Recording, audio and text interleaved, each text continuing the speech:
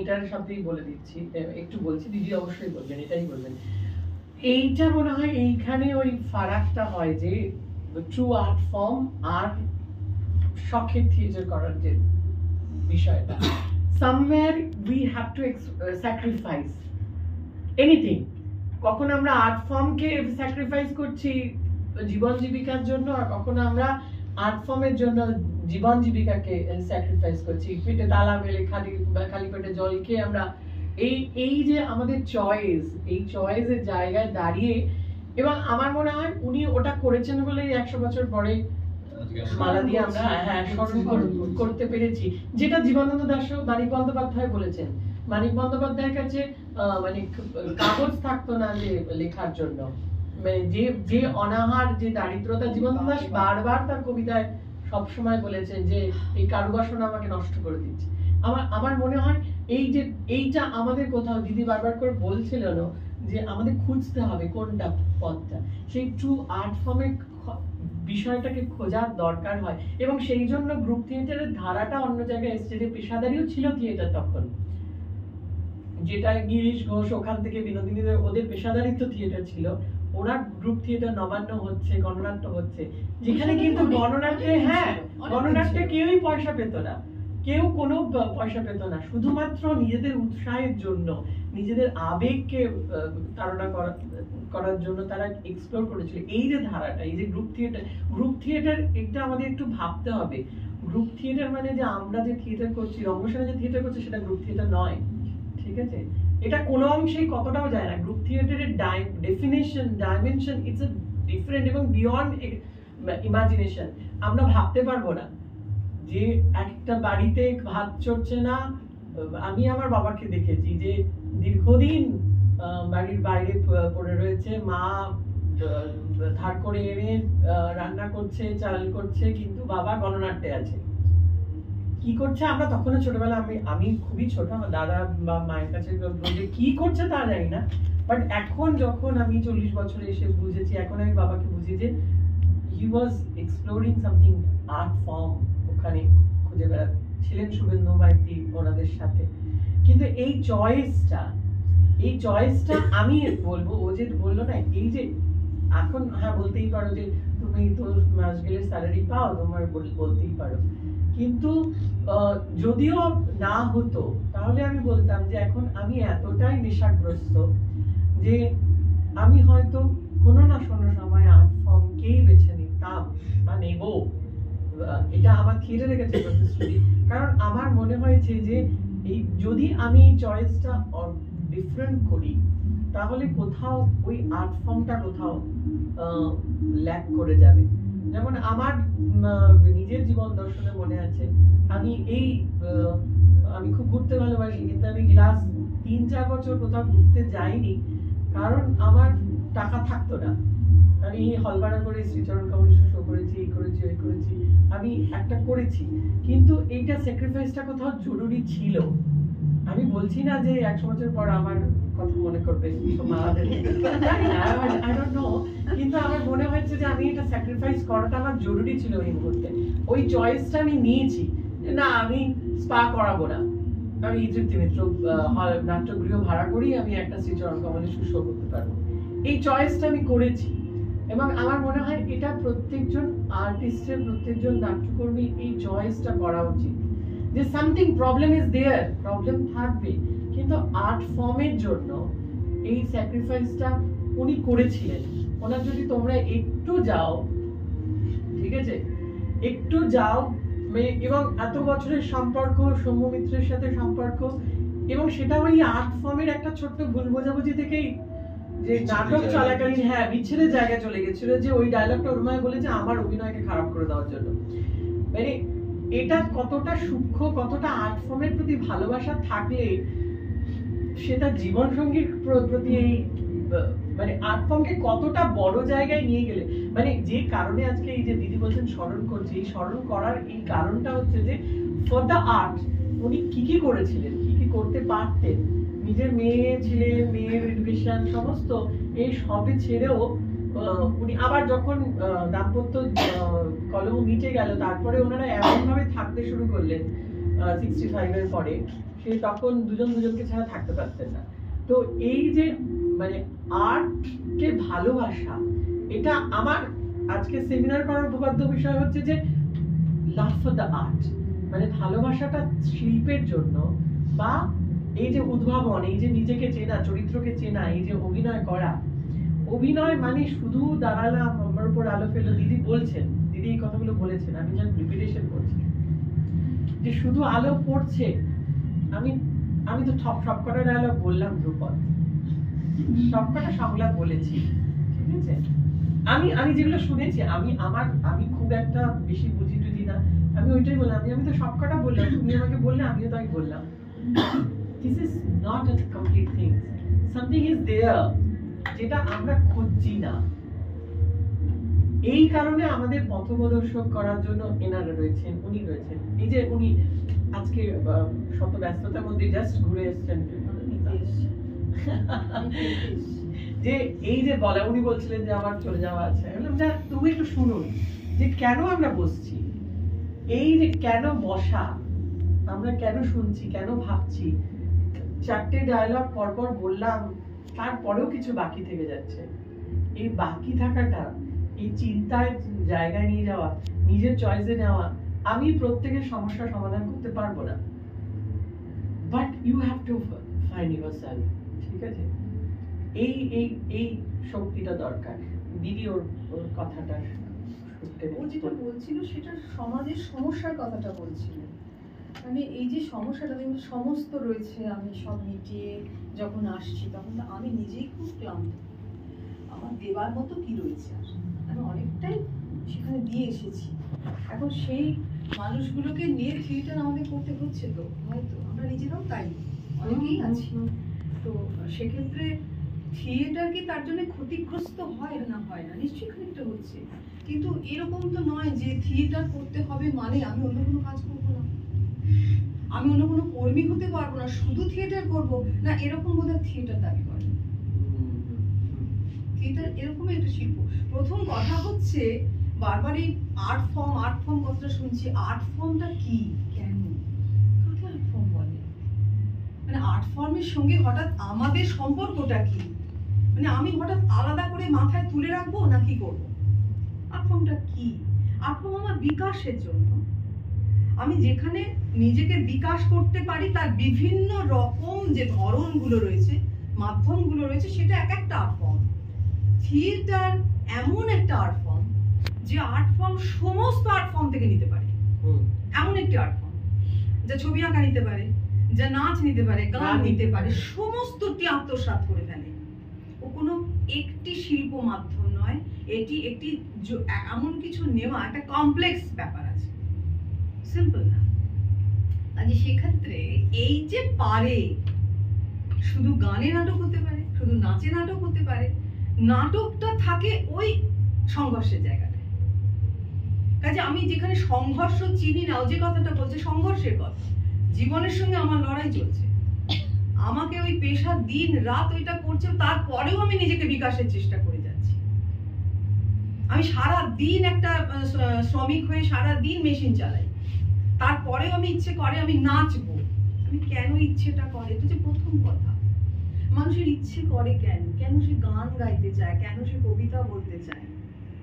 নাটকের তো অনেক কথা বুঝলাম, সে মঞ্চে দাঁড়িয়ে দাঁড়িয়ে অনেক আলো টালো পাবে দেখাতে চায় নিজেকে। অনেকেই আছে ওইসব না থাকলে সে নাটক করবে একদমই তাই। প্রথম সবাই ওইরকম জায়গা থেকেই আসে, প্রথম ওইরকম জায়গা থেকেই আসে। তারপরে যেটা নিজেকে যেটা করতে হয়, যে ওই যে ভালোবাসাটা আনা, অনেক সংঘর্ষ থাকে, সেটা শুধু ছোটদের না বড়দেরও, যে ওই রকম একটা জায়গা থেকে এখানে আসা, যেখানে আমাকে দিতে হবে, আমি নিতে পারবো ব্যক্তিগত নেওয়া। এই যে আমাদের সমাজেও যেমন মানে নেতৃত্ব দেওয়া লাগে, নাটকের ক্ষেত্রে তাই লাগে। এই যে আমরা একটা লিডার কথাটা বলি, যে মানুষটা কর্ণধার, যে মানুষটা চালিয়ে নিয়ে যায় নাবিকের মতো, এখন সে যখন হালটা ধরে, তাকে অনেকগুলো জিনিস ত্যাগ করতে হবে, এবং সেক্ষেত্রে সে যদি সে জায়গাটা না দাঁড়াতে পারে, তাহলে কিন্তু এই গ্রহণযোগ্যতাটা তৈরি কাজে প্রত্যেকটা থিয়েটার যারা তৈরি করছেন, যারা আছেন, তাদের দায়িত্ব হচ্ছে একদম শিক্ষকের মতোই তাদেরকে একটু জায়গা দেওয়া, কাছে টানা, ভালোবাসা, এবং এটাই আমাদেরকে অন্যরকম করে তৈরি করে। আর যদি আমি জীবনকে দেখতেই না শিখি, তাহলে কোনো শিল্প চর্চা করে কোনো লাভ নেই, থিয়েটার করার দরকারই নেই। যদি আমি কিছু বুঝতেই না পারি, সে যেমনটি ছিলাম তেমনটি রয়ে গেলাম, তাহলে আমার থিয়েটার করা বৃথা হয়েছে। একদম কিচ্ছু বুঝিনি। তাহলে মানুষ হিসেবে নিশ্চিত পরিবর্তন হবে যদি তুমি ঠিকঠাক থিয়েটার করো। আর যদি তুমি ঠিক মানুষ হও, যদি থিয়েটার তো সেটা না দেয়, তাহলে তুমি সেই থিয়েটারটা ছেড়ে অবশ্যই চলে আসতে, থাকতে পারতে না। তাহলে তুমিও কিছু পেতে যাও। থিয়েটার সম্বন্ধে আমার কোনো ধারণাই হয়নি আসলে। আমরা বলি বটে আর্ট ফর্ম, কিন্তু কিসের ফর্ম বা কিসের আর্ট, কোনোটাই আমরা কিন্তু জীবন দিয়ে খুব যেটা বুঝেছি তা বুঝিনি। বললে একদম বুঝতে পারি না। এটাই আমাদের সমস্যাটা। ঠিক কোন জায়গাটা কি পেতে এসেছিলাম জিজ্ঞেস করো, কিছু বলতে পারবে না। সত্যি তো, আমি ঠিক কি পেতে এসেছিলাম, আমার তখন তো ভাষা কাজ করে না। আজকে তোমাদের জিজ্ঞেস করে, এরা তো কথা বলবে। যতক্ষণ না ওরা নিজেরা প্রকাশ করছে, সবাই মিলে প্রকাশ করছে নিজেদেরকে, এইটা ভীষণ জরুরি। গান যখন গাইছি আমরা, গানও তো একটা চরিত্র গানও করে। গানের মধ্যে দিয়ে যেটা আমরা পাই সেটা কিন্তু থিয়েটার নয়। গান একা গাওয়া যায়, কিন্তু থিয়েটার কিছুতেই সেই কাজটা হবে না। থিয়েটারে প্রদর্শন লাগে, আর একটা মানুষকে থাকতে হবে। কাজেই সেটা উপস্থাপনামূলক শিল্প, যার জন্য তার সামনে একজনকে দরকার হয়। আমার দর্শক লাগে, এটা লাগবেই, থিয়েটার মানেই তাই। এবং কাজে সেখানে শুধু নিজের সঙ্গে নিজের যোগাযোগ যেখানটায়, সেটা বাদ দিয়ে আর একটা যোগ রয়েছে, সেটা সামাজিক যোগাযোগ। এই যোগের কথাটা থিয়েটার বলে, সমাজ ভাঙতে বলে, সমাজ গড়তে বলে। আর অন্য কোনো শিল্প এতটা বলতে পারে না। ছবি বলে কাজে সেটা বলতে পারে। যার জন্যই দরকার হয় যে সংলাপ যেহেতু এর মধ্যে আছে না, সংলাপের শিল্প, ফলে যেখানে তোমার বাক জড়িয়ে আছে, সেখানে তোমার মস্তিষ্ক জড়িয়ে আছে, তোমার কল্পনা জড়িয়ে আছে, ভালো লাগা জড়িয়ে আছে, মানুষটা জড়িয়ে আছে। তুমি আছো মানেই আরো কিছু মানুষ আছে, তুমি একা নেই। তোমার সেই সঙ্গে বন্ধু আছে, বান্ধব আছে, যে তোমাকে রাগিয়েছে সেই লোকটা আছে, যাকে এই মাত্র খুব মারতে পারলে ভালো হতো সেইটা আছে। সমস্ত নিয়ে তুমি বসে আছো বটে, তোমার এখন ফেরার চিন্তা আছে, সমস্ত দূর ট্রেনটা ফেল হয়ে গেল, এই সমস্তটি নিয়ে তুমি। কোনো মানুষ একা নয়, অজস্র মানুষের সমাহার একটি মানুষ। প্রত্যেকটা মানুষ সংখ্যায় কম বেশি। আমি যদি 10টা হই, ও 15টা মানুষ দেখেছে। আমার জীবনে ঠিক আজ পর্যন্ত ঠিক যতগুলো লোককে দেখেছি, তুমি হিসেব করে দেখতে পারো। তোমার ভাবলে অবাক লাগবে যে তোমার হয়তো তার চেয়ে অনেক বেশি দেখা হয়ে গেছে। তো এই যে নানা রকম মানুষ নানা কথা তোমায় বলে গেছে, এবং সেই সমস্তটি তোমার ভিতরে কাজ করছে, রয়েছে, সমস্তটা কাজ করছে। এই সমস্ত তোমাকে তৈরি করছে, তুমি অনবরত যোগ করছো আর বিয়োগ করছো, সেইটা মানুষ। তারপরে তুমি এই যোগ বিয়োগের ফল। আমি সব নিচ্ছি না, কিছুতেই নিচ্ছি না, এবং কিছুতেই ছাড়ছিও না সবটা। এটা বেশ ভালো লেগেছে, বেশ নিলাম, এটা ঠিক ভালো লাগছে না। তো এই নিতে নিতে দিতে দিতে আমরা চলতে থাকি, ফলে একা চলা হয় না। থিয়েটার একা চলার কথা বলে না, এইটা থিয়েটার। থিয়েটার করছি, মানুষ চিনি না, তাহলে আমার থিয়েটার হয়। কাজে এই যে মানুষটি একটা চরিত্রকে নানান ডাইমেনশনে দেখেছেন, সেইটাই সম্ভব যে আমরা প্রত্যেকটা বিভিন্ন মুখে দাঁড়িয়ে আছি। আমার অনেক মুখ, অজস্র মুখ। আমি এক্ষুনি একটা রিক্সা চালকের সঙ্গে কথা বলবো, আমার সঙ্গে তার পরিচয় একদম অন্যরকম। এখন বসে আছে এই কথা বলছি, এক্ষুনি আমি গিয়ে বলবো এই উচ্ছে কত করে। এই আমি এক্ষুনি আমি এমন ভাষায় কথা বলবো যে লোকে বলবে, বাবা এই ভদ্রমহিলা এইরকম নাকি, এমন ভাবে কথা বলবো। এত খারাপ বুঝি কথা বলে। এই যে মানুষ, এই মানুষটাকে যদি আমরা না চিনতে পারি তাহলে কিন্তু হবে না। এই চলার পথে এটা খুব দরকার হয়। ওর কথাটা যেটা না, সমাজটাকে বদলের দরকার। আমি আজকে এই প্রসঙ্গে একটু পেয়েছি যখন বলে যাব, আমি বাংলা মানে বিদ্যালয়গুলো, মাধ্যমিক বিদ্যালয়গুলো উঠে যাচ্ছে, এটা নিয়ে কাজ শুরু করেছি। তো সেইটা আজকে একজন বলছেন, আমি একটু প্রাথমিক বিদ্যালয়গুলো তো ঘুরছি যে ওখান থেকে যদি শুরু না করা যায়, নিয়ে আসার ব্যাপারটা আছে। তো সেই জন্য আমি ভাটপাড়া উচ্চ বিদ্যালয়টাকে আবার যাতে প্রায় মরতে বসেছে, সামনে যাতে চালু করা যায়। তো এই নিয়ে কাজ করতে করতে আজকে একজন বলছেন আর কি, আরে সরকার চাইছে। তো ব্যাপারটা হচ্ছে সরকারটা কি? আমার থিয়েটার এই প্রশ্নটা আমাকে দেয়, সরকার আমি বলি, আমি প্রশ্ন করব, তুমি চালাবে, তো ও আমাকে চাপিয়ে দেবে কেন? সরকার তো আমি তৈরি করেছি, আমার কথা সে বলবে, আমি তো তোমাকে রেখেইছি আমার কথা বলার জন্য। আবার ঠিক প্রয়োজন মতো বলবো যে সরকার আমার চালাচ্ছে। তাহলে মুশকিলটা হচ্ছে আমি ঠিক কি চাই? তাহলে আমি সত্যি কি পরিবর্তন করতে পারি না? মানুষ পরিবর্তন করতে পারে, এই বিশ্বাস থিয়েটার দেয়, এটা হচ্ছে সবচেয়ে বড় কথা। তাহলে আমি তৃপ্ত মিত্র বুঝিনি। সেই মানুষটা যদি ওইখানে দাঁড়িয়ে ওই 25-এ যার জন্ম, 40-এর দশক সে নাটক করছে, ছেলে খেলা নয়, ব্রিটিশ সরকার তো, এবং সেখানে দাঁড়িয়ে একটি মহিলা চরিত্রগুলো করছে। ফলে সেটা বুঝতে হবে যে এই যে ভাঙা, অর্থাৎ ব্যবস্থা মানুষ ভাঙতে পারে, মানুষ গড়তে পারে। যে মানুষ ইংরেজি মাধ্যম করেছে সে মানুষই আবার বাংলা মাধ্যম ফেরাতে পারে, মানুষ পারে, থিয়েটার পারে।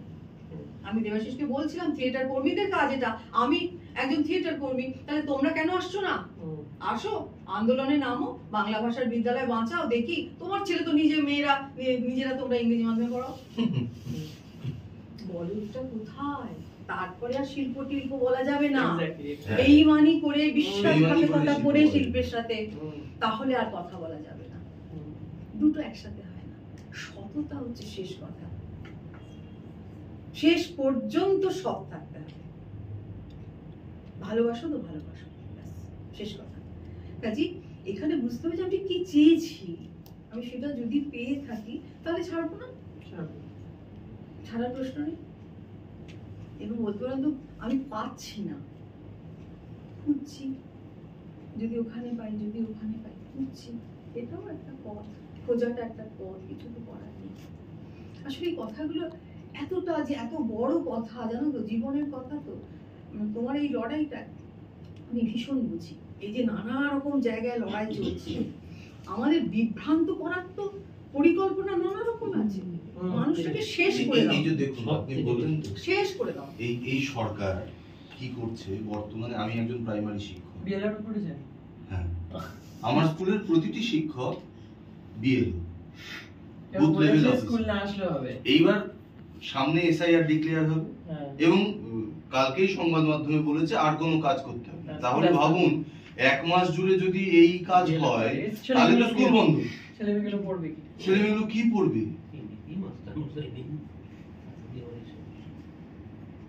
কে পড়াবে? এই যে আমাদের কথা হচ্ছে যে আমরা কি কোনো প্রতিবাদ করছি? হ্যাঁ, কোনো প্রতিবাদে কিছু কাজ হচ্ছে। প্রতিবাদটা সংগঠিত। হ্যাঁ, সেটা এটা সংগঠিত না, সংগঠিত প্রতিবাদ সংগঠিত। সবসময় বলা হয় জোটবদ্ধ। আমরা যদি একতা না রাখতে পারি, আমি একা চেঁচাবো, তাতে কি লাভ হবে? আমাকে ফেলে সবাই চলে যাবে। সেটা হয়েছে, হয় না, হচ্ছে তো। দুর্নীতির বিরুদ্ধে লড়ে আমার কি হয়েছে? আমি পেনশন পাইনি, মন্দ। তো তার জন্য কি প্রতিবাদ করবো না নাকি? না, প্রতিবাদ করতে হবে। প্রতিবাদ যদি তুমি বুঝে থাকো এটা তোমার ঠিক, তাহলে তুমি যেটা করো, দোষ দিও না। তুমি কি করেছো? প্রথম কথা হচ্ছে আমি বলি, আত্মসমালোচনা করো। তুমি কবা গেছো? আমি জিজ্ঞেস করি আপনি কি করেছেন? ওটা করে কিছু হয় না, কথা কবার করেছেন আমি শুনি আগে। আপনি কবার করেছেন, তারপরে আমি ভাববো, তারপরে কথা বলতে পারবেন। কারণ উনি এমনি আগে থেকেই বলছেন ওটা করে কিছু হয় না, উনি না করেই বলছেন হয় না। এইটাই হচ্ছে ব্যাপারটা। আমি কি কখনো সংগঠিত করার চেষ্টা করেছি?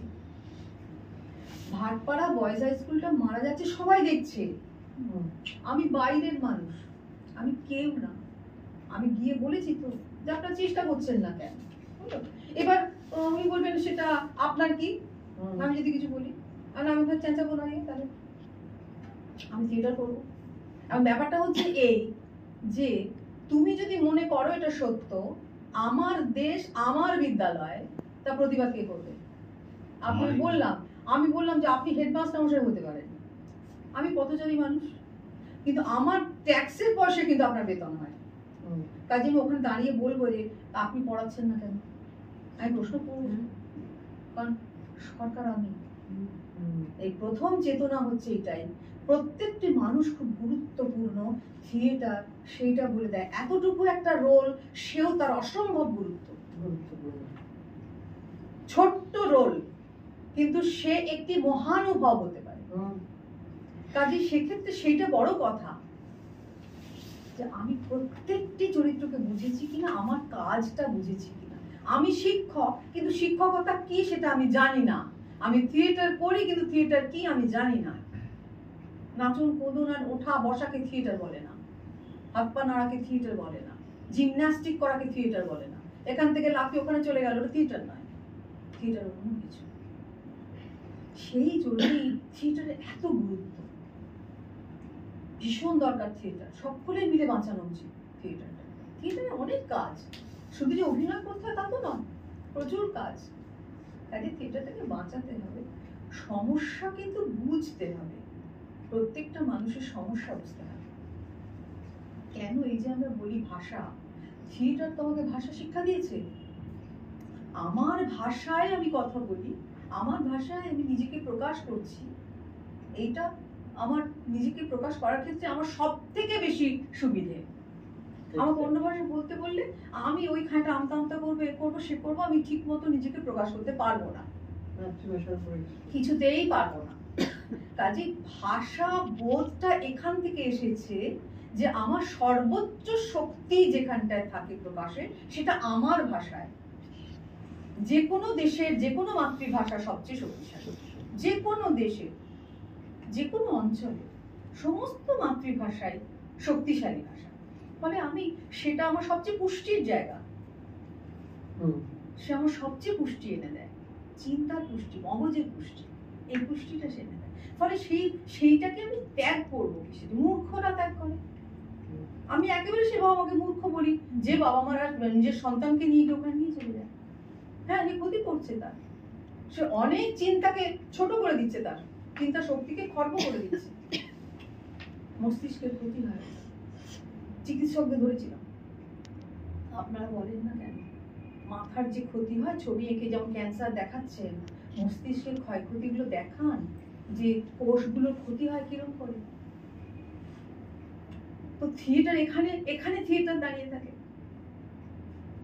মানুষগুলো ছোট হয়ে যাচ্ছে। আজকে এই যে অনেক অধৈর্য, অস্থিরতা, এটার কারণই হচ্ছে আমাদের বিকাশটাকে ছেঁটে দেওয়া হয়েছে, মানুষগুলোকে ছোট করে দেওয়া হচ্ছে। মানুষকে যদি তুমি কেটে ছেটে ছোট করতে থাকো, ভাবনার পরিসরগুলোকে ছোট করে দেওয়া হচ্ছে, তার ধৈর্যটা কি করে আর বাড়বে? সে ছোট হয়ে যাচ্ছে। ফলে তার খুব অল্পে চাই, সবকিছু তাড়াতাড়ি চাই, অল্পে চাই, তার কিচ্ছু দোষ নেই। একবার আমি আমার সুবিধের মতো ছোট্টবেলায় তাকে কার্বাইড দিয়ে পাকিয়ে দেবো, ছোট্টবেলায় তাকে ডাক্তার করছি, আবার সে যখনই ওইটুকু বয়সে পাকা পাকা কথা বলে তখন আমি দেখছি ছেলেটা পাকা, দুটো একসাথে হয়। হয় তাকে শিশু থাকতে দাও, নয় তাকে পাকা হতে দাও। আবার তুমি সমালোচনা করছো, এ তো ভারী কষ্ট, তাদের বাচ্চাদের খুব কষ্ট, শিশুদের খুব কষ্ট। ওরা খেলুক, থিয়েটার তো আনন্দের চাই, খেলা, হ্যাঁ থিয়েটার খুব আনন্দের চাই, খেলার মধ্যে থিয়েটার থাকে। তো আজকে আমার এত ভালো লাগছে তোমাদের কাছে এসে, যে আমরা খুব ভয় করেছিলাম, ভয় করেছিলাম। আমাদেরও খুব ভালো লাগছে দিদি, অনেক কিছু জানি না, প্রথম সবাই প্রশ্ন করতে পারো, যদি মানে বক্তব্য থাকে সেটা বলে, অভিমত প্রকাশ করো এক এক করে। আমাদের এই ঘরোয়া ভাবেই হয়েছে, বলো তোমরা মাঝে মাঝে এরকম আলোচনায় বসবে, আমাদের হয় প্রতিদিন মাসে নাটকে বৈঠকি আড্ডা হয়, আমরা কিছু না কিছু অ্যাক্টিভিটিস করি, খেলি, বলতে গেলে খেলাই খেলি। ও আসে মাঝে মাঝে বিচারক খেলা খেলি। বলো আজকের এই আলোচনা একটু কথা বলো, তীর্থের কথা অনেক দিন কি বললাম হ্যাঁ তুমি ওই জন্য আপনার ছবি দেখিয়ে নিয়ে এলাম অনেক দিন কি আজেবাজে কথা এইটা খুব বাড়াবাড়ি হয়ে গেল তাইলে বল অনেকদিন আসে না, সেই পুজোর আগে এসেছি। হ্যাঁ অনেকদিন বাদে বিজয় সম্মেলনে আসবে বলে আসেনি। ভালো ছেলে, আমাদের সাথে যুক্ত হচ্ছে না। তুমি কিছু বলো তীর্থদা। কি হচ্ছে তাহলে তোমাকে এক্সপ্লোর করতে হবে, থিয়েটার করো তুমি কাজী না আমারও এটা হচ্ছে যে ওকে এক্সপ্লোর করা হচ্ছে না, আমিও সময় সুযোগ করে হচ্ছে না। সময় হচ্ছে না। কিন্তু আমি এখন যখন কথাটা উঠেছে সেটাই বলি যে আমি দিদি রয়েছেন, দিদিকে সাক্ষী রেখেই বলছি, আমি একটুখানি এখন নির্দেশনা থেকে অব্যাহতি চাইছি, মানে রঙ্গসেনার ক্ষেত্রে। কারণ আমার মনে হয় যে ওই অভিনয় আর নির্দেশনা দুটো একসাথে খুব মানে এটা আমার মনে হয় মানে আমার মনে হয় কোথাও আমি ক্ষয়ে যাচ্ছি, মানে আর আমি না অভিনেতা হিসেবে নিজেকে দাঁড় করাতে পারছি, না সেই নাটকের নির্দেশক হিসেবে দাঁড়াতে পারছি। আমাদের দলের একটা রেজলিউশন ছিল, একটা সময় করেছিলাম আমরা, যে নির্দেশক হবে সেই আর অ্যাক্টর হবে না সেই নাটকের, এটা একটা রেজলিউশন ছিল। কিন্তু যেটা হয় সময়ের সাথে সাথে লোক সংখ্যাও কমে, হ্যাঁ প্রয়োজনীয় চরিত্র পায় না।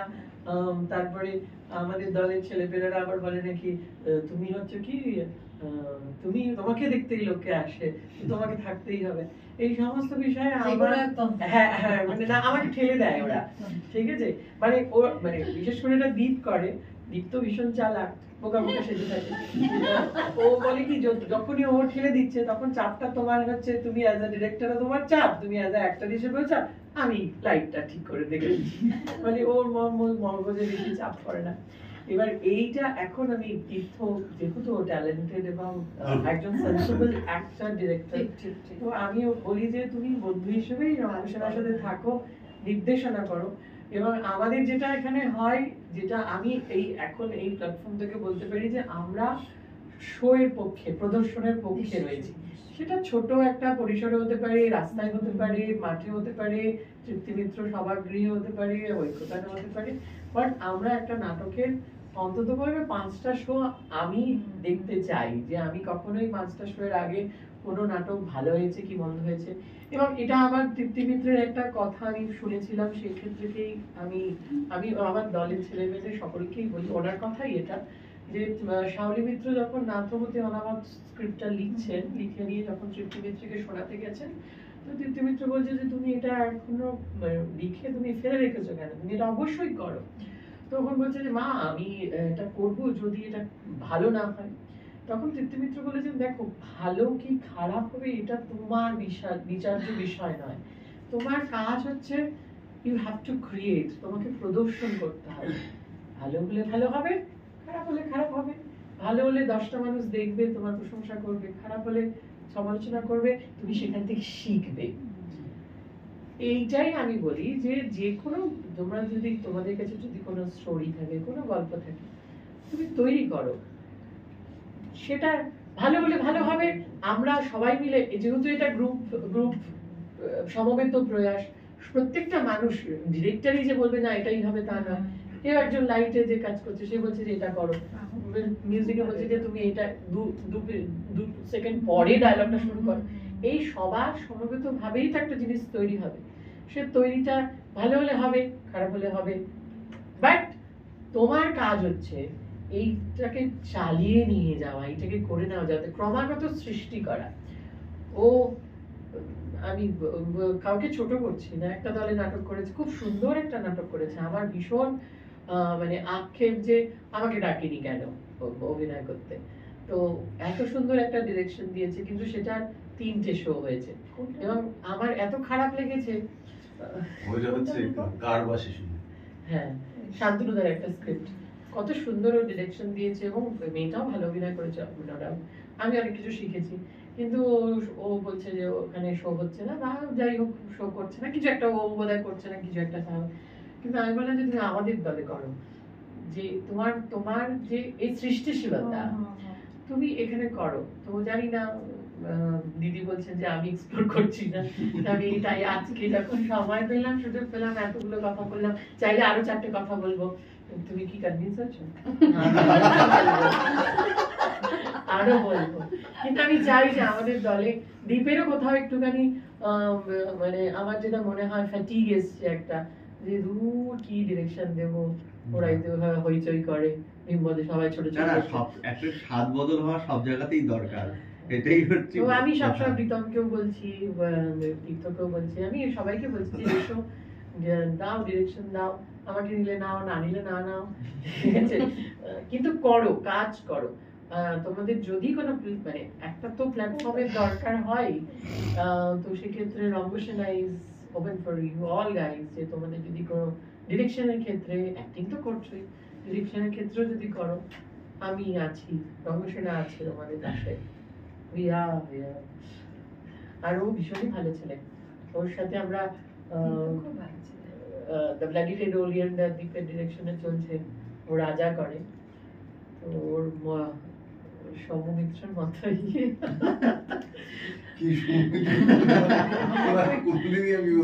হ্যাঁ, অনেকে অনেকে এসে প্রশংসা করে, মানে ও অ্যাক্টর রাজা যে রিভিল হয় না, ভেতরেই থাকে, তো তাও শুনে আসে, আমাদের তো দেখি না।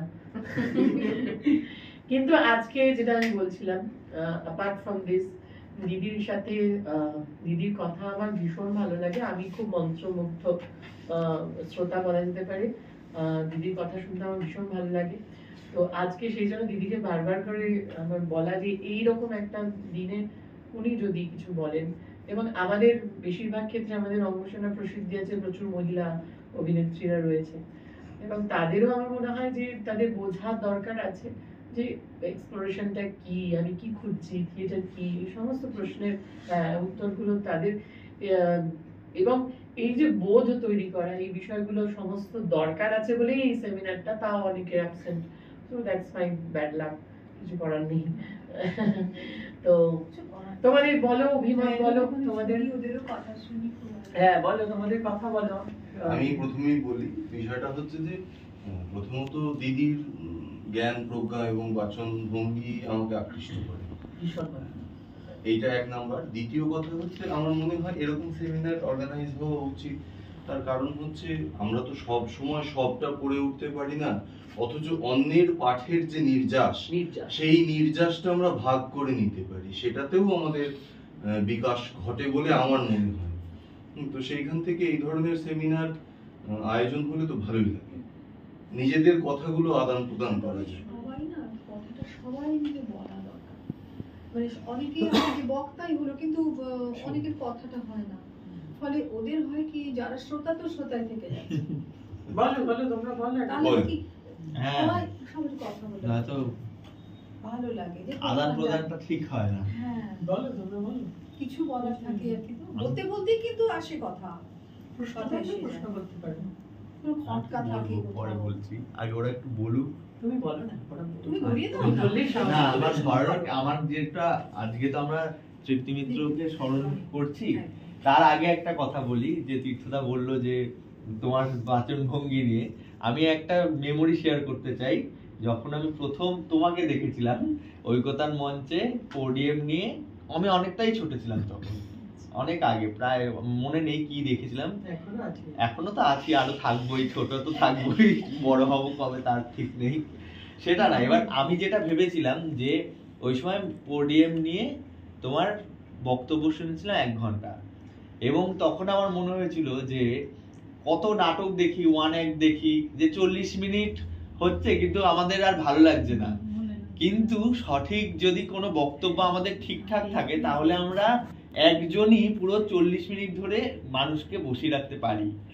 এইটা আমার সেই সময়, ওই সময় মনে হয়েছিল।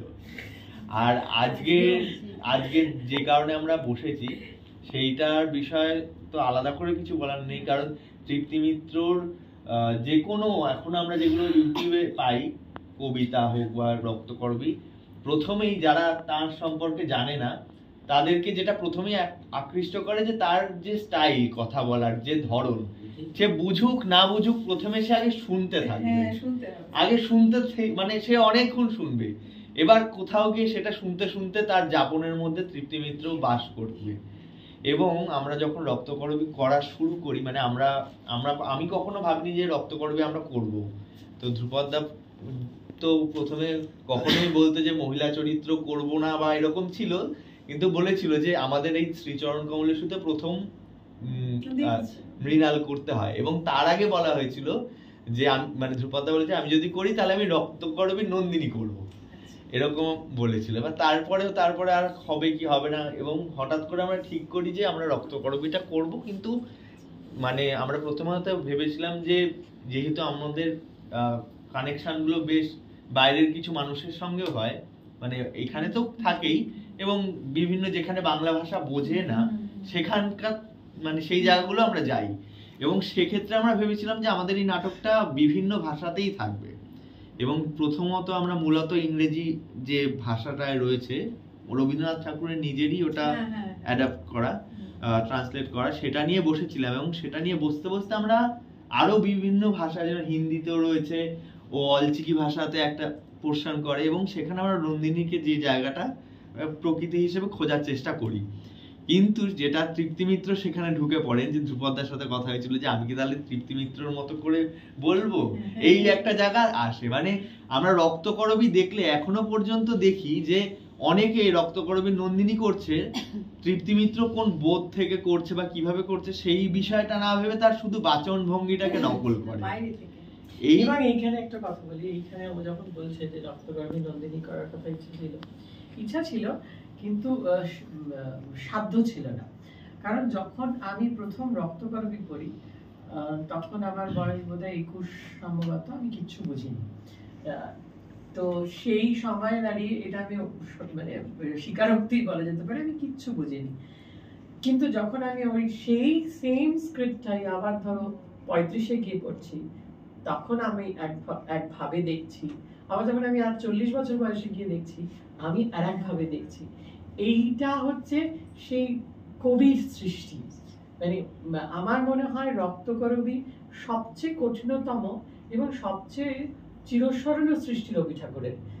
যে ওই যে দিদি যে কথাটা বললেন যে ওনাকে বুর্জোয়া কবি বলা হয়ে থাকে, কিন্তু উনি প্রথম ওই সময় দাঁড়িয়ে 1915 না 5-এ বোধহয় সম্ভবত, 1923-এ তখন ব্রিটিশ ইন্ডিয়ার আন্ডারে থেকে উনি রক্তকরবী লিখছেন, ঠিক আছে, সেইভাবে লিখেছেন। এবং সেইখানে আমি যখনই বিভিন্ন, এবং এটা আমি প্রত্যেকে বলবো যে তোমরা যখনই পড়বে দেখবে প্রত্যেক বছর যদি পড়ো, প্রত্যেক বছরে তুমি আলাদা আলাদা করে তার ন্যারেটিভস খুঁজে পাবে। কবির তো কাব্যিক ভাষার জাদুই তাই। হ্যাঁ, এবং নাটক হিসেবে আমি বলছি, নাটকে তো তোমার ধরো অত কাব্য কোনো নাটককার দেয়নি কখনো, সেটা তো ভাবতে হবে উনি মেইনলি করছেন, রবীন্দ্রনাথ, এবং উনি অনেকগুলো এডিটের পরে গিয়ে ফাইনাল করেছেন রক্তকরবী, এবং উনি নিজেও দেখে যেতে পারেননি রক্তকরবী মঞ্চায়ন কখনো, কারণ ওনার মনে ছিল। এবং আমি যখন 31-এ গিয়ে পড়তে শুরু করলাম, তখন আমার মনে হচ্ছে যে আর যাই করি নন্দিনী আমার করা উচিত নয়। তারপর আমার ভয় ধরতে লাগলো, কিন্তু দীপভূমি যখন বললো যে এটা করো, এটা করা হবে, তখন এবং আমি মূলত যদি সত্যি কথা বলে হয় যেটা কনফেশনের মতো, যেহেতু প্রীতম আর দিব্যেন্দু আর অনুপ সাথে ছিল, তাই আমি বলেছিলাম যে হ্যাঁ আমি করতে রাজি আছি, কারণ আমার পুরোটা নেই, আমার অল্পটা আছে, আমার অল্পটা আছে, আমার পুরোটা থাকলে আমি এখনো ভয় পাই, পুরোটা যদি আমার করতে বলে আমি পারবো না। কারণ আমার মনে হয় যে ওই যে দিদি কথাটা বললেন বা আমিও যেটা পড়ে দেখলাম, যে উনি যে ওই নাটকটার মধ্যে বিভিন্ন ডাইমেনশনে, ওই যে যখন বিশু পাগলের সাথে কথা বলছেন, তোমরা একটু যদি ভালো করে দেখো যে বিশু পাগলের সাথে যখন কথা বলছেন তখন নন্দিনীর রূপ আলাদা, আবার রাজার সাথে যখন কথা বলছে তখন আলাদা, কিশোরের সাথে আলাদা, তখন একটা মায়া মমতাময়ী ব্যাপার রয়েছে, আবার যখন গোসাইয়ের সাথে কথা বলছে, সর্দারের সাথে কথা বলছে, এই যে ডাইমেনশন গুলো, এটা আমার মনে হয় আমাদের আরো সময় লাগবে। দিদির মতো জীবন দর্শন হলে, দিদির অভিনয় দেখলে, আমি যেমন দিদির একটা অভিনয় লাস্ট নাটক দেখেছিলাম, আমি মন্ত্রমুগ্ধের মতো চেয়ে আছি, যে নৈহাটি বঙ্কিম স্মৃতি সংঘের নাটকটা। দিদি কথা বলছেন, একটা ছোট্ট ছোট্ট পজ, যেন মনে হচ্ছে কতটা জরুরি সেই চরিত্রায়নের জন্য। এবং এটার জন্য কিন্তু খুব জরুরি এই বোধটা তৈরি করা, যে হাউ ইউ সি ইয়োরসেলফ। তুমি, আমার কথা হচ্ছে চরিত্র বাদ দাও, আগে নিজেকে বোঝো, তোমার নিজেকে বোঝো, তোমার মস্তিষ্কের মধ্যে কি চলছে, হাউ ইউ রিঅ্যাক্টিং। হ্যাঁ, তুমি তোমার ছেলের সাথে কিভাবে রিঅ্যাক্ট করছো, কেন করছো, তুমি হঠাৎ রেগে যাচ্ছ কেন, তুমি হঠাৎ রাগলে না কেন। আমরা কিন্তু এত জটিল, আমরা মানুষ যেহেতু জটিল, আমরা সেম ঘটনার জন্য একজনকে ক্ষমা করি, একজনকে শাস্তি দিই, সেম ঘটনার জন্য। we are so difficult, same ঘটনার জন্য। একটা মানুষ আমাদের কাছে চরম অপরাধী, আবার সেই অপরাধটার জন্য আমরা একজনকে না ক্ষমা না চাইলেও তাকে ক্ষমা করে দিই। সো নিজেকে এক্সপ্লোর করো, নিজেকে জানো কেন এরকম হচ্ছে। তারপরে তো চরিত্রের কথা। আমার প্রথম বক্তব্য হচ্ছে যে know yourself, who are you. আমরা কেউ কাউকে জানি না, কেউ কাউকে নিজেকে জানি না। এই প্রথম বেসিক, আমাদের প্রত্যেকের মধ্যে শক্তি রয়েছে, প্রত্যেকের মধ্যে শক্তি। সবার থেকে একটু কিছু সবাইকে বলতেও হবে, সেটা হচ্ছে বক্তব্য আমার। সে শুধু শুনলে হবে না, তোমরাও কিছু বলো, যাই হোক সেটা অত না ভেবেই বলো। আর শেষে একটা গান শুনবো তোমার, হ্যাঁ আমাদের হারমোনিয়াম আছে, এটা তো এখন হলো। হ্যাঁ সুদেশনাদি বলো। ও ভীষণ ভালো বলে, ও আমাদের অভিভাবক, ভাবিকা একজন, ভীষণ সেন্সিবল। আমি তৃপ্তি মিত্রকে জেনেছি আমার গুরুর কাছ থেকে। আমি বিজয়লক্ষ্মী বর্মনের ছাত্রী। বিজয়লক্ষ্মীদি কোনো এক সময় রাজাতে উনি পাঠ করেছিলেন, কারণ সেই সময় তৃপ্তি মিত্র কোনো কারণে করতে পারেননি। সুদর্শনা চরিত্রটি শাওলি মিত্র করেন, এবং শাওলি মিত্র যে চরিত্রটি করতেন সেটা বিজয়লক্ষ্মীদি করেছেন, কিন্তু সৌম্য মিত্রের সঙ্গেই করেছেন। এবং তারপরে তো উনি মঞ্জুম বৈদিকে কাজ করতেন, তো ওনার কাছ থেকে ছোট ছোট গল্প ওনার শুনতাম। আর কোথাও গিয়ে অনেক পরে, এখন ইউটিউবে দেখে তো তৃপ্তি মিত্রের অভিনয় দেখা যায়, আইডি পোস্টে তো দেখাই যায়, কিন্তু তখন এখন গিয়ে মনে হয় বিজয়লক্ষ্মীর মানে ছোট ছোট কথা, উনি তো বাচিক শিল্পী, আমি কবিতাই শিখতাম ওনার কাছে, যেহেতু উনি আমার বাড়ির পাশের বাড়ির বউ ছিলেন, মানে বউ হয়ে আসেন উনি। তো সেই জন্য ওনার কথার ভেতরে কোথাও কোথাও আমার মনে হয় যে তৃপ্তি মিত্রর কিছু কিছু জিনিস হয়তো আছে, মানে, এবং ছোট ছোট গল্প শুনতাম। তাই আজকে যখন আমি জানতে পারলাম যে আজকে ওনাকে নিয়ে স্মরণ সভা আলোচনা হবে, ওনার স্মরণ সভা, আমি ভাবলাম যে যাই একবার ঘুরে আসি। আপনার বক্তব্য আমার খুব ভালো লেগেছে। শুধু তো মানে আমি তো অল্প অল্প জেনেছি, আজকে অনেক বেশি করে জানলাম, আমার খুব ভালো লেগেছে। কিন্তু সমস্যা আসলে কি বলুন তো, আমাদের বড়দের, ছোটদের তো নয়, আমাদের বড়রাই, আমরা অভিভাবকরাও ঠিক বুঝে উঠতে পারি না কোন পথে চললে কি হবে না হবে।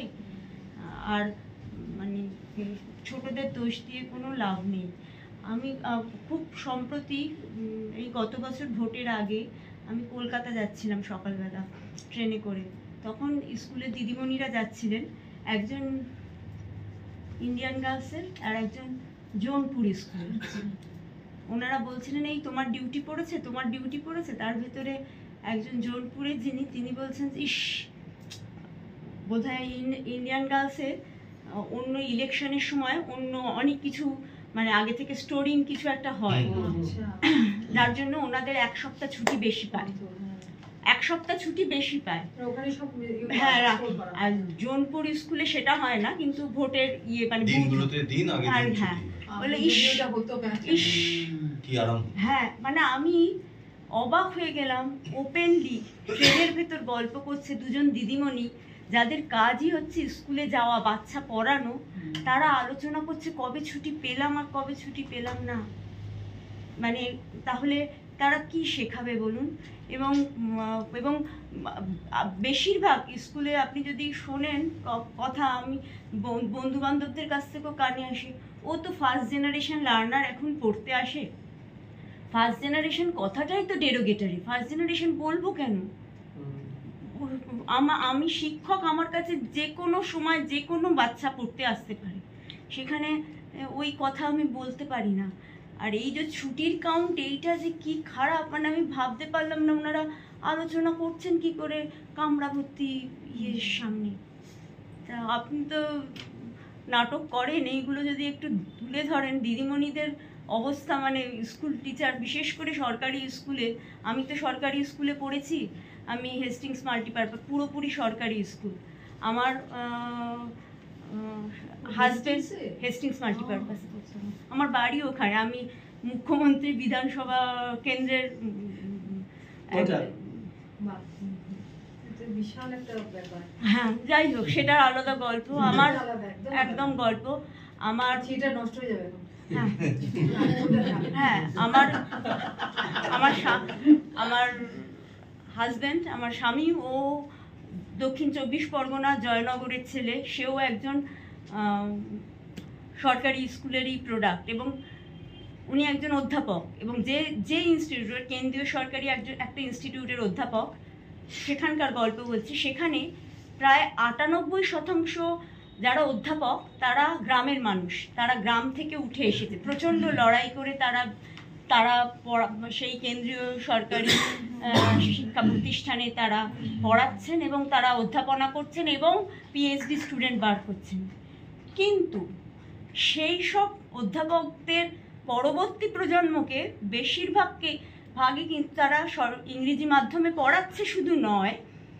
শুধু নয়, এমন ইংরেজি মাধ্যম যে সেই ইংরেজি মাধ্যমটা বেসরকারি হতে হবে, সরকারি ইংরেজি মাধ্যম হলে হবে না। সরকারি ইংরেজি মাধ্যমটা তো সরকারি, ওটা তো বাজে। সেই জন্য আমি ইনস্টিটিউটের নাম আপনাকে পরে বলবো, সেই ইনস্টিটিউটের ভেতরে যখন প্রস্তাব করা হয় যে একটি কেন্দ্রীয় সরকারি স্কুল হবে, তখন সরকারি স্কুলকে ওরা আনতে দেয়নি, মানে কেন্দ্রীয় সরকারি সেন্ট্রাল স্কুল আনতে দেয়নি শুধু এই কারণে যে সেন্ট্রাল স্কুল হলে সেই ইনস্টিটিউটের অধ্যাপকের বাচ্চাদের সঙ্গে সেই স্কুলে যারা ডি গ্রুপ স্টাফ তাদের বাচ্চারাও পড়তে পারবে, কারণ সেন্ট্রাল স্কুল সবার জন্য এবং সেন্ট্রাল গভর্নমেন্ট এমপ্লয়ি হলেই তারা পারে। সেই জন্য সেই বিল্ডিংকে তারা টেন্ডার ডেকে বেসরকারি প্রতিষ্ঠান কিনেছে এই কারণে, যাতে করে তার সেই স্কুলে হয় না। এবং যারা সচেতন অধ্যাপক তারা তার জন্য প্রচুর প্রতিবাদ করেছে, তাদের শোনেনি। তারা বলে তোমার ছেলেকে তাহলে তুমি নিয়ে যাও না। কিন্তু যারা সচেতন অধ্যাপক তারা বলেছিল যে আমার ট্যাক্সের টাকায় এই স্কুল তৈরি হবে, তাহলে সেইখানে ডি গ্রুপ স্টাফ তারও ট্যাক্সের টাকায় সেই স্কুল তৈরি হবে, তাহলে তার বাচ্চা কেন সেই স্কুলে পড়তে পারবে না? কিন্তু সেটা হয়নি, এবং সেটা একটা বেসরকারি মাধ্যমকে দিয়ে সেই স্কুলে টেন্ডার দেখি সেই স্কুল হয়, এবং সেই স্কুলে আশেপাশে যদি আপনি খোঁজ নিয়ে দেখেন তার ভর্তির হচ্ছে 1,15,000 টাকা। জানি। এবং আমার কথা হচ্ছে এখানে এটা কেন থিয়েটারের বিষয় হয় না? হ্যাঁ,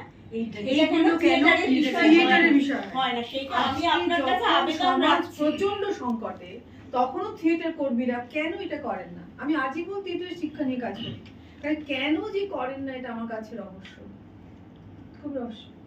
এবং সেই স্কুলটাতে এমন যাদেরই টাকা আছে শুধু তারাই করতে পারছে, কারণ 1,15,000 টাকা খুব আজকে সংকট, আজকে আমরা অনেক পুরোনো দিনের মানুষের সংকট নিয়ে এখন নাম করি, কেননা এইগুলোকে এড়িয়ে যায়, মানে এটা হওয়া উচিত, কথা বলা উচিত। আমি বারংবার বলছি যে থিয়েটার, আমি সমস্ত থিয়েটার কর্মীকে এনেছি এই মাধ্যম নিয়ে সেমিনার করলেই ওদেরকে নিয়ে আসি যে তোমরা কথা বলো এবং তোমরা বলো, তোমরা থিয়েটার করো, কিন্তু কিছুদের বুঝতেই পারে না খুব সত্যি কথা যে আমরা এই ব্যবস্থাটাকে চিনি না, জানি না।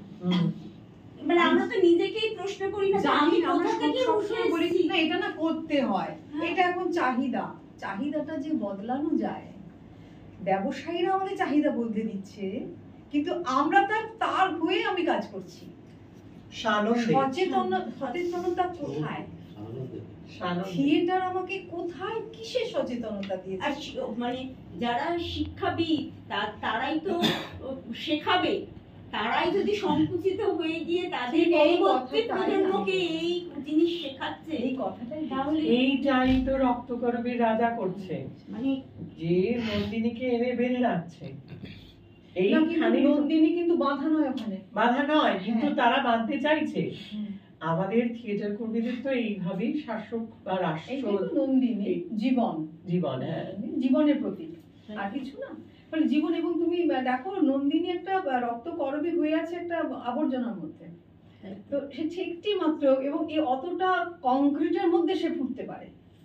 তো সেই জন্য জীবন কোথায় ফুটতে পারে না, সেটাই তো প্রশ্ন।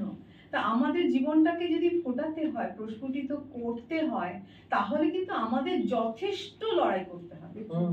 এবং আমি সস্তায় নাটক করব, অনুদান পাবো, আমার হাততালি চাই, আমি ঠিক যে প্রোডাক্ট ওখানে যেটা ভালো হয়েছিল ঠিক লাল নীল ওইটাই আমাকে করতে হবে, ওই ধরনের ওই কি আজকাল ঝুলানো হয়েছে ওগুলো করতে হয়।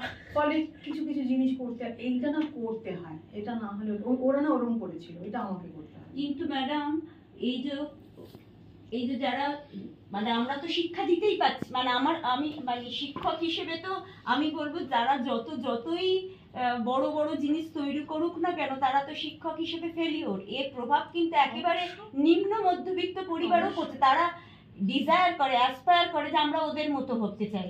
এবার সেইটা করতে গিয়ে যে তারা যথা সর্বস্ব ফেলে দিয়ে আশেপাশের একটা সরকারি স্কুলে ভর্তি না করে আশেপাশে একটা মানে যাচ্ছে তাই স্কুলে ভর্তি করে আপনি মানে ভেবে পাবেন একদম। মানে আমি তোমাকে উদাহরণ দিচ্ছি তীর্থ। আজকে Narendra high school, boys high school তোমরা চিনবে, আপনি বোধহয় দূরে। হ্যাঁ, এইবার ওটাতে যথেষ্ট ভালো শিক্ষক আছে। আমি যেহেতু বিএডে পড়াই, সেহেতু আমি এই টিচারগুলোকে চিনি, কারণ আমার অনেকেই আমার ছাত্র। এবারে একটা সেন্ট লুক পাশে একটা স্কুল, সে রমরমিয়ে চলছে। সেন্ট লুকেও বেশ কিছু আছে, তারাও আমার ছাত্রছাত্রী। ফলে এই যে দুটো কোয়ালিটিকে আমি চিনি। নরেন্দ্রে বাংলা মাধ্যম শিক্ষকেরা অনেক অনেক অনেক বেশি যোগ্য, অনেক বেশি যোগ্য তো ম্যাডাম, কারণ বেসরকারি স্কুলগুলোতে বার্গেনিং করে টিচার যিনি মালিক আর কি সুজিত বাবু। তো সুজিতকে বলেছিলাম যে যেদিন আপনার লজ্জা হবে সেদিন আমার মানে আমি সেদিকে ঘুমোতে যাব। তার কারণ হচ্ছে যে আপনি যে ক্ষতিটা করছেন, আপনি যে ব্যবসাটা করছেন, সেই ব্যবসাটা বাঙালিকে নষ্ট করার ব্যবসা। আমি আপনার বিরুদ্ধে দাঁড়িয়ে আছি। যেদিন আপনি দুঃখিত হবেন, কষ্ট পাবেন, ততদিন আমার লড়াই। তার কারণ হচ্ছে আমি বুঝতে পারি এটা আপনার এই যে জায়গাটা, সেটা আপনি কিন্তু গৌরব করতে পারছেন না। কোনো দেশ আপনার জন্য গৌরব করবে না। যদি আমি এই কাজ করে এখানে কিছু করতে পারি, আমার জন্য গৌরব করবে, আপনার জন্য করবে না। এটা আপনি জানবেন, জেনে যান। কেউ তো বলেনি আপনাকে, কিন্তু আপনি কেন করলেন? দেশের হয়ে, দেশের একটা মানুষ আপনি। আপনার উনি ইয়ের বাড়ির লোক, কি যেন ওই যে ওখানকার বলো না, উনি সুজিত বাবু, আমাদের নৈহাটির ওই যে যিনি আবিষ্কর্তা চর্যাপদের, নামটা বলো না, হরপ্রসাদ শাস্ত্রীর বাড়ি। তিনি নাতি, সেই নাতি, তিনি এরকম কাজটি করছেন এবং তিনি জানতেন যে তিনি খুব উপকার করছেন, এবং তারপর থেকে তার কিন্তু কপালে ভাঁজ পড়েছিল। আমি একটা ছোট্ট নাটক করেছিলাম, সেটা হচ্ছে যে ওই হ্যাপি লার্নিং এর উপরে। তো সেখানে ওই ব্যাপারটা যে আমাদের যে যেখানে চুরিটা হয়ে যাচ্ছে মাথাটা, সেই চোরটাকে ধরতে হবে, কে চুরি করছে। উনি ভীষণ রেগে গিয়েছিলেন, দেখে খুব করছিলেন, আমাকে দেখতে প্রতিফলিত হচ্ছে, তো তার কষ্ট হচ্ছে, এবং তিনি বলেছেন, তো আমি বললাম আপনি এত ছোট কাজ থেকে এত রেগে যাচ্ছেন, মানে তাহলে নিশ্চিত এটা ঠিক অবশ্যই। তারপরে রাগ হচ্ছে, আপনার হাসার কথা যে আরে এইটুকু মানুষ এইখানে এইটুকু নাটক করেছে, ও নাকি আমাদের পাল্টাবে। ব্যঙ্গ করা উচিত ছিল আমাকে, যে আপনি কি মনে করেন যে নাটক করে আমাদের কিছু করতে পারবেন? তাহলে কোথাও একটা নিজের অপরাধ বোধ কাজ করে। দেখুন, প্রত্যেকটা কাজ, এই যে দিদি হ্যাপি লার্নিংটা করলেন, হয়তো কাজটা খুব ছোট হতে পারে, কিন্তু এই নকটাই জরুরি। we can't change the entire system, but a knocking is essential. আমরা ছোট ওই টোকাটা দিতে হয়, টোকাটা দিতে হবে।